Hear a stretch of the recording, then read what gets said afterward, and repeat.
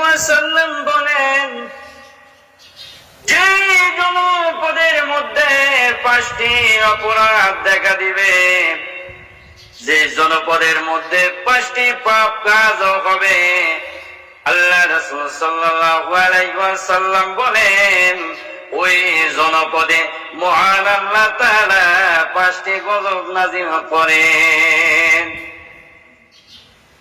আল্লাহ রাসূল সাল্লাল্লাহু আলাইহি ওয়াসাল্লাম বলেন, 1 নাম্বার হলো, যেই জনপদের মানুষেরা সর্বদা অঙ্গীকার করার পরে ওই অঙ্গীকারগুলি ভঙ্গ করে। রাসূল সাল্লাল্লাহু আলাইহি ওয়াসাল্লাম বলেন, অঙ্গীকার করার পর যে জনপদের লোকেরা ওই অঙ্গীকার ভঙ্গ করবে, মহান আল্লাহ তাআলা ওই জনপদের শত্রুদেরকে বিজয় লাভ করে দিবেন। আল্লাহ রাসূল বলেন, 1 নাম্বার। 2 নাম্বার, ওই জনপদের লোকেরা 2 নাম্বার অপরাধ হচ্ছে, ওই জনপদের লোকেরা যখন ঘুষ লেনদেন করবে, ঘুষ নেওয়া দেওয়া শুরু হয়ে যাবে। আল্লাহ রাসূল সাল্লাল্লাহু আলাইহি ওয়াসাল্লাম বলছেন, যে জনপদের ঘুষ লেনদেন বেড়ে যায়, মহান আল্লাহ তাআলা ওই জনপদে ঘুষ গ্রহণের ফলে দরিদ্র বিপর্যয় নেমে আসে। মহান আল্লাহ তাআলা ওই জনপদের মধ্যে দরিদ্র করে দেন। মহান আল্লাহ তাআলা বলেন, ঘুষ মানুষ লেনদেন করবে, ঘুষ দিবে এবং মানুষেরা ঘুষ নিবে। এই ঘুষ লেনদেনের জন্য মানুষেরা সমান পাপের অধিকারী হয়ে যাবে। 2 নাম্বার হলো, জনপদের লোকেরা যদি ঘুষ লেনদেন ব্যাপক হারে শুরু করে দেয়, মহান আল্লাহ তাআলা ওই জনপদে দরিদ্র নামায়া দেয়।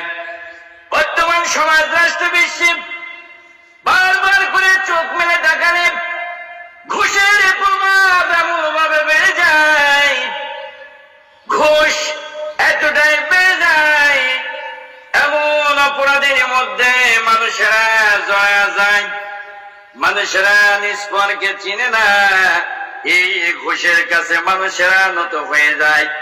অফিস আদালতে, চাকরিতে, যে জায়গাতে মানুষ যাক না কেন, ঘুষ ছাড়া কোনো কাজ হয় না। রাসূল সাল্লাল্লাহু আলাইহি ওয়াসাল্লাম বললেন, এজন্য যে জনপদের মধ্যে ঘুষ লেনদেন বেড়ে যায়, মহান আল্লাহ তাআলা ওই জনপদের মধ্যে দরিদ্র সৃষ্টি করে দেয়।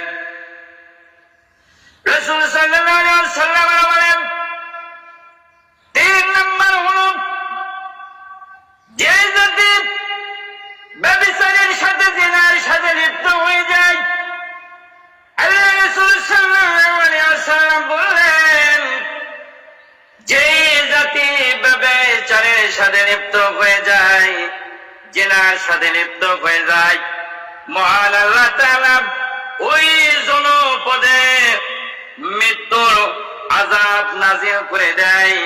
আজকে যদি রাস্তাঘাটে দেখা যায়, আজকে শহর বাজারে যে জায়গাতেই চোখ মেলে দেখা যায়, মহিলাদের, মা বোনদের পর্দার কোনো সঠিক নাই, পর্দার কোনো ঠিক নাই, জিনা ব্যভিচার অধিক হারে বেড়ে যায়।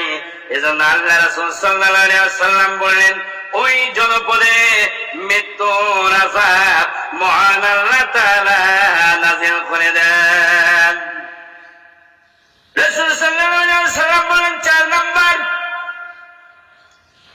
যে জাতি যাকাত বন্ধ করে দিবে, যাকাত আদায় করবে না, যাকাত বন্ধ করে দেয়, আল্লাহ রাসূল সাল্লাল্লাহু আলাইহি ওয়াসাল্লাম বললেন, যে জনপদের মানুষেরা যাকাত বন্ধ করে দিবে, যাকাত আদায় করবে না, রাসূল সাল্লাল্লাহু আলাইহি ওয়াসাল্লাম বলেন, ওই জনপদে মহান আল্লাহ তাআলা রহমতের বৃষ্টি বন্ধ করে দেন। ভাইরা আমার, যদি লক্ষ্য করে দেখা যায়,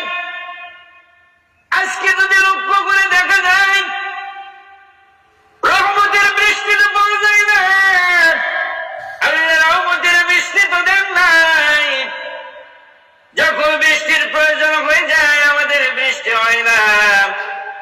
এজন্য বৃষ্টি করে হয় না যে জনপদে যাকাত বন্ধ করে দেওয়া হয়ে যায়, যাকাত আদায় করা হয়, মহান আল্লাহ তাআলা ওই জনপদে রহমতের বৃষ্টি দেন নাই।